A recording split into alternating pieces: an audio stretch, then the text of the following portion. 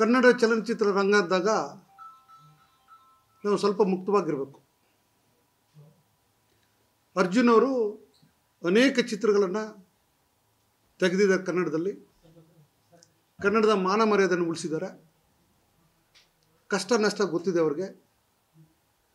ಆಮೇಲೆ ಯಾವತ್ತೂ ಸಹ ಅವರು ತೊಂದರೆ ತಗಾದೆಗಳು ಮಾಡ್ಕೊಂಡಿರ್ತಕ್ಕಂಥ ಡೈರೆಕ್ಟರ್ ಅಲ್ಲ. ಇಂಥ ಸಂದರ್ಭದಲ್ಲಿ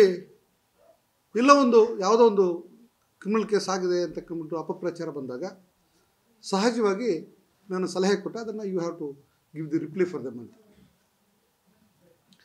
ಮಾರ್ಟಿನ್ ಚಿತ್ರ ಪ್ಯಾನ್ ಇಂಡಿಯಾ ಮೂವಿ. ಕನ್ನಡದಲ್ಲಿ ಅತ್ಯಂತ ಇತ್ತೀಚಿನ ದಿನಗಳಲ್ಲಿ ಬಹಳ ಅದ್ಭುತವಾಗಿ ಮೂಡಿ ಬಂದಿರತಕ್ಕಂಥ ಚಲನಚಿತ್ರ.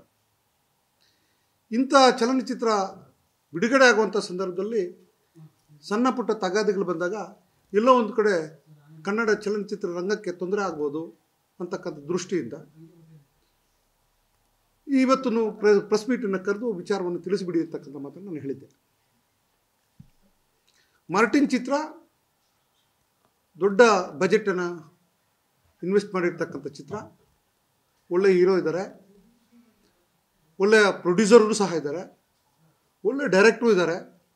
ಇದಕ್ಕೆ ಅನೇಕ ಕಲಾವಿದರು ಭಾಳ ಪ್ರಾಮಾಣಿಕವಾಗಿ ಕೆಲಸ ಮಾಡಿದ್ದಾರೆ.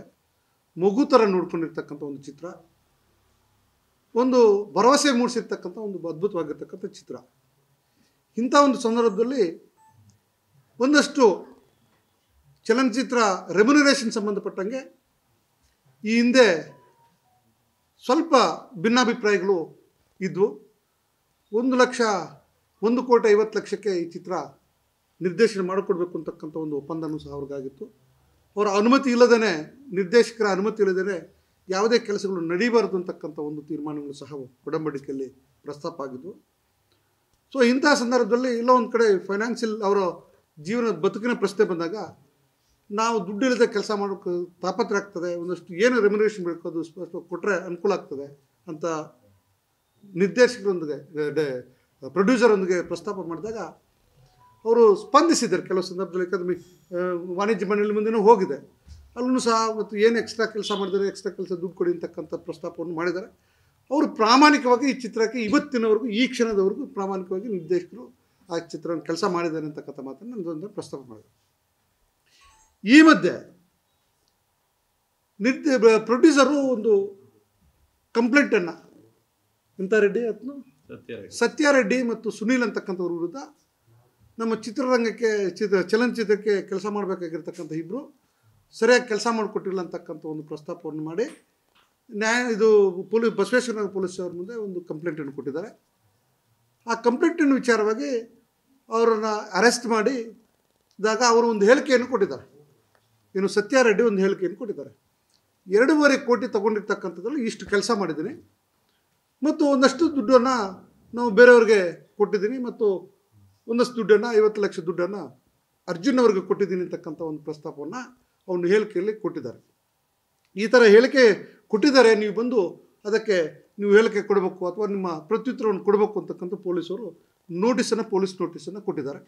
ಆ ಪೊಲೀಸ್ ನೋಟಿಸ್ಗೆ ಯಾವುದೇ ಕಾರಣಕ್ಕೂ ಸಹ ಇವರೇನು ಕೋರ್ಟ್ಗೆ ಹೋಗಿ ಅದನ್ನು ಚಾಲೆಂಜ್ ಮಾಡಲಿಲ್ಲ ಅಥವಾ ತಲೆ ಮರೆಸ್ಕೊಂಡು ಹೋಗಲಿಲ್ಲ.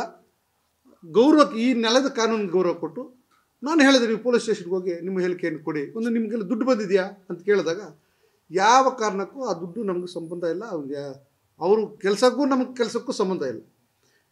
ಪ್ರೊಡ್ಯೂಸರ್ ಕರ್ಕೊಂಡ್ಬಂದು ಅಥವಾ ಸಂಬಂಧಪಟ್ಟಿರ್ತಕ್ಕಂಥ ఎవರನ್ನೂ ಕರ್ಕೊಂಡ್ಬಂದು ಈ ಕೆಲಸ ಮಾಡಿದ್ರೆ ಚೆನ್ನಾಗಿರ್ತದೆ ಅಂತ ನನ್ನ ಅಭಿಪ್ರಾಯ ಕೇಳಿದಾಗ ಅವನು ಕೆಲಸ ನೋಡಿ ಈ ಕೆಲಸ ಮಾಡಿಸ್ಬೋದು ಅಂತಕ್ಕಂಥ ವಿಚಾರವನ್ನು ಇವರು ಕನ್ಸೆಂಟನ್ನು ಕೊಟ್ಟಿದ್ದಾರೆ.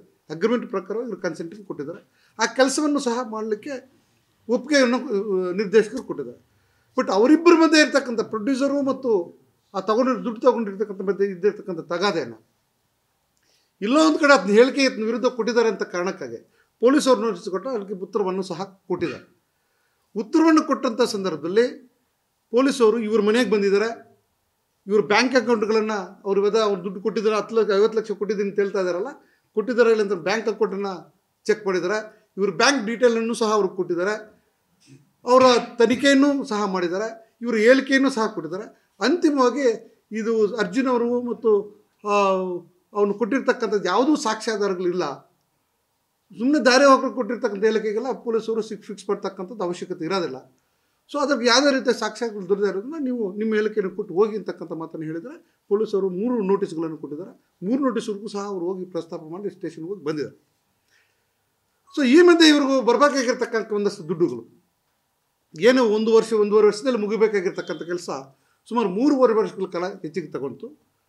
ಅದಕ್ಕೆ ರೆಮ್ಯುನರೇಷನ್ ಒಂದಷ್ಟು ಕೊಡಬೇಕು ಅಂತ ಹೇಳ್ಬಿಟ್ಟು ವಾಣಿಜ್ಯ ಮಂಡಳಿನೂ ಸಹ ತೀರ್ಮಾನ ತಗೊಂಡಿದ್ದಾರೆ. ಏನು ಎಕ್ಸ್ಟ್ರಾ ಅವ್ರು ಕೆಲಸ ಮಾಡಿದ್ರೆ ಅವರು ದುಡ್ಡನ್ನು ಕೊಡಿ ಅಂತಕ್ಕಂಥ ಒಂದು ತೀರ್ಮಾನವನ್ನು ಸಹ ವಾಣಿಜ್ಯ ಮಂಡಳಿ ತಗೊಂಡು ಪ್ರೊಡ್ಯೂಸರ್ಗೂ ಹೇಳಿದ್ದಾರೆ. ಅದೇನು ದೊಡ್ಡ ವಿಚಾರ ಅಲ್ಲ. ಅವರಿಬ್ಬರು ಸಣ್ಣ ಪುಟ್ಟ ತಗಾದೆಗಳು ಬಂದಾಗ ತೀರ್ಮಾನ ಮಾಡ್ಕೊತಾರೆ. ದುರಾದೃಷ್ಟವಶಾತ್ ಇವರು ಕೆಲಸ ಮಾಡುವಂಥ ಸಂದರ್ಭದಲ್ಲಿ ಏನೇ ಸಣ್ಣ ಪುಟ್ಟ ಸಮಸ್ಯೆಗಳಿದ್ದರೆ ಬಂದು ನನ್ನ ತೀರ್ಮಾನ ಮಾಡ್ಕೊಳ್ಳೋಣ ಅಂತೇಳಿ ಪ್ರೊಡ್ಯೂಸರ್ಗೆ ಮೆಸೇಜನ್ನು ಕಳಿಸಿದ್ದಾರೆ. ವಾಟ್ಸಪ್ ಮುಖಾಂತರ ಮೆಸೇಜ್ ಕಳಿಸಿದ್ದಾರೆ ಮತ್ತು ಇಮೇಲ್ ಮುಖಾಂತರವೂ ಸಹ ಮೆಸೇಜ್ ಕಳಿಸ್ಬಿಟ್ಟು ನಮ್ಮ ಸಮಸ್ಯೆಗಳನ್ನು ಏನಿದ್ರೆ ಪ್ರಸ್ತಾಪ ಮಾಡೋಣ, ಒಂದು ಚಲನಚಿತ್ರ ಬಿಡುಗಡೆ ಆಗಬೇಕು, ಎಲ್ಲರ ದೃಷ್ಟಿ ನಮ್ಮ ಮೇಲೆ ಇದೆ, ಆಮೇಲೆ ಒಳ್ಳೆಯ ಚಿತ್ರ ಮೂಡಿ ಬಂದಿದೆ, ಎಲ್ಲ ಮಾಡೋಣ ಅಂತಕ್ಕಂಥ ಮಾತನ್ನು ಸಹ ಅವ್ರ ಮುಖಾಂತರ ಇಮೇಲ್ ಮತ್ತು ವಾಟ್ಸಪ್ ಮುಖಾಂತರ ಕಳಿಸಿದ್ರು. ದುರಾದೃಷ್ಟವಶಾತ್ ಅವರು ಒಂದು ಕಡೆ ಸೇರೋಕ್ಕಾಗಲಿಲ್ಲ, ಮಾತುಕತೆ ಮಾಡೋಕ್ಕಾಗಲಿಲ್ಲ. ಆ ಕಾರಣಕ್ಕಾಗಿ ನಾವು ಒಂದು ಲೀಗಲ್ ನೋಟಿಸನ್ನು ಕಳಿಸಿದ್ವಿ. ಕನ್ನಡ ಚಿತ್ರರಂಗದ ಹಿತದೃಷ್ಟಿಯಿಂದ ಮತ್ತು ಪ್ರೊಡ್ಯೂಸರು ಮತ್ತು ನಿರ್ದೇಶಕರು ಮತ್ತು ನಟರ ಹಿತದೃಷ್ಟಿಯಿಂದ ಮತ್ತು ಜನಸಾಮಾನ್ಯರಿಗೆ ರಾಂಗ್ ಮೆಸೇಜ್ ಹೋಗಬಾರ್ದು ಅಂತಕ್ಕಂಥ ದೃಷ್ಟಿ. ಯಾಕಂದರೆ ಪದೇ ಪದೇ ಯಾರೋ ಒಬ್ಬರು ಏನೋ ಒಂದು ರೀತಿಯಲ್ಲಿ ಮಾತಾಡ್ಕೊಳ್ಳೋದ್ರೆ ಚಿತ್ರದ ಮೇಲೆ ಪರಿಣಾಮ ಬೀರ್ತದೆ ಮತ್ತು ಜನಸಾಮಾನ್ಯರು ಬೇರೆ ರೀತಿಯಲ್ಲಿ ಮಾತಾಡ್ಕೊಳ್ಳೋಕ್ಕೆ ಅವಕಾಶ ಆಗ್ತದೆ ಮತ್ತು ಮಾಧ್ಯಮಗಳು ಸಹ ಸಹಜವಾಗಿ ಅವರು ಬೇರೆ ರೀತಿ ಪ್ರೊಜೆಕ್ಟ್ ಮಾಡ್ತಕ್ಕಂಥ ಸಾಧ್ಯತೆಗಳು ಜಾಸ್ತಿ ಇರ್ತವೆ.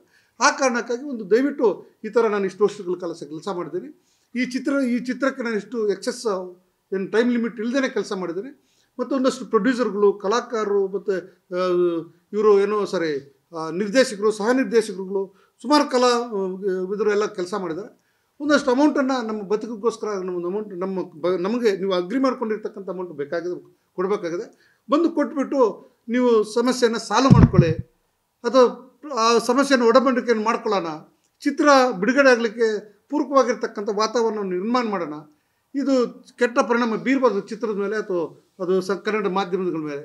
ಹಾಗಾಗಿ ನೀವು ಬಂದು ಇಮಿಡಿಯೇಟ್ಗೆ 15 ದಿವಸ ಒಳಗಡೆ ನೀವು ಬಂದು ಈ ಸಮಸ್ಯೆಯನ್ನು ಸಾಲ್ವ್ ಮಾಡ್ಕೊಳ್ಳಿ. ಇಲ್ಲ ನೀವು ಹೇಳಿದ ಪ್ಲೇಸ್ ಆದರೂ ನಾವು ಬರ್ತೀವಿ, ಅಥವಾ ನಾವು ಕರೆದ ಪ್ಲೇಸ್ಗಾದರೂ ನೀವು ಬನ್ನಿ, ಅಥವಾ ನಾವು ಎಲ್ಲ ಕೂತ್ಕೊಂಡು ಒಂದು ಪ್ಲೇಸ್ ಆದರೂ ಸಮಸ್ಯೆಯನ್ನು ಸಾಲ್ವ್ ಮಾಡ್ಕೊಳ್ಳೋಣ. ಯಾಕಂದರೆ ನಿರ್ದೇಶಕರ ವಿರುದ್ಧ ಇವರು ಹೋಗಿ ಫೈಟ್ ಮಾಡುವಂಥ ಅವಶ್ಯಕತೆ ಇಲ್ಲ, ಅಥವಾ ಪ್ರೊಡ್ಯೂಸರ್ನು ಸಹ ಇವ್ರ ವಿರುದ್ಧ ಫೈಟ್ ಮಾಡುವಂಥ ಅವಶ್ಯಕತೆ ಇಲ್ಲ. ಇವ್ರ ಮೇಲೆ ಯಾವುದೂ ಕಂಪ್ಲೇಂಟ್ ಇಲ್ಲ. ಇವನು ಪ್ರೊಡ್ಯೂಸರ್ನು ಸಹ ಇವ್ರ ಮೇಲೆ ವೈಯಕ್ತಿಕವಾಗಿ ಇವರೇನು ಕಂಪ್ಲೇಂಟ್ ಕೊಟ್ಟಿಲ್ಲ.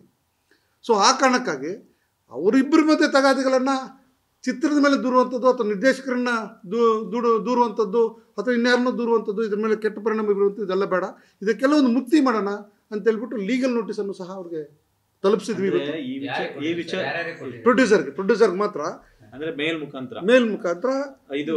ಆಮೇಲೆ ಇನ್ನೂ ಒಂದು ವಿಚಾರ ಏನಂದ್ರೆ, ಇಲ್ಲಿವರೆಗೂ ಇದು ಬರ್ತಾನೆ ಇರಲಿಲ್ಲ. ಯಾವುದೋ 2 ಖಾಸಗಿ ಚಾನೆಲ್ಗಳು ಉದ್ದೇಶಪೂರ್ವಕವಾಗಿ ನಮ್ಮ ಸಿನಿಮಾನ ಮತ್ತೆ ನಿರ್ಮಾಪಕರನ್ನ ಎಲ್ಲಾರನ್ನೂ ಎಳೆದು ಈ ಜಾಗದಲ್ಲಿ ಕೂರಿಸೋ ತರ ಮಾಡಿರುವಂಥದ್ದು. ಇದರಿಂದ ಯಾರ್ಯಾರು ಏನೇನ್ ಮಾಡ್ತಿದಾರೋ ಗೊತ್ತಿಲ್ಲ ಕೆಲಸ. ಬಟ್ ಇಲ್ಲಿವರೆಗೂ ಬರೋದಕ್ಕೆ ಆ 1-2 ಖಾಸಗಿ ಚಾನೆಲ್ಗಳೇ ಕಾರಣ ಅಂತ ಹೇಳ್ಬಿಟ್ಟು, ಇನ್ನು ಮುಂದೆ ಏನಾದ್ರೂ ಈ ತರ ಅಂದ್ರೆ ಪುರಾವೆಗಳಿಲ್ದೆ, ಅಲ್ಲ ಒಂದ್ ನಿಮಿಷ ಪುರಾವೆಗಳಿಲ್ದೆ, ಏನೋ ಗೊತ್ತಿಲ್ಲದೆ ಏನೋ ಆಗಿದೆ ಅಂದ್ರೆ ಆಧಾರ ಇದ್ರೆ ಖಂಡಿತವಾಗ್ಲೂ ಮಾಡ್ಲಿ, ಸತ್ಯ ಇದ್ರೆ ಖಂಡಿತವಾಗ್ಲೂ ಮಾಡ್ಲಿ. ಅಂದ್ರೆ ಇದ್ರಲ್ಲಿ ಏನೋ AP ಅರ್ಜುನ್ ಹೆಸರಿದ್ಯಾ ಮಾಡ್ಲಿ, ಇಲ್ಲ ಸತ್ಯ ಇದ್ರಲ್ಲಿ ಇದೆಲ್ಲ ಆಗಿದೆ ಅನ್ನೋದು ಅವ್ರಿಗೆ ಗೊತ್ತಿದ್ಯಾ ಮಾಡ್ಲಿ. ಪ್ರತಿಯೊಂದು ಅವ್ರ ಹತ್ರ ಆಧಾರಗಳನ್ನ ಇಟ್ಕೊಂಡು ಮಾಡಿ.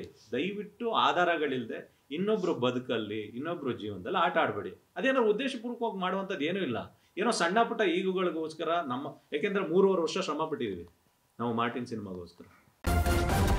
ನ್ಯೂಸ್ ಫಸ್ಟ್, ನಿರ್ಭೀತಿಯಿಂದ ನಿಮ್ಮ ಪರವಾಗಿ.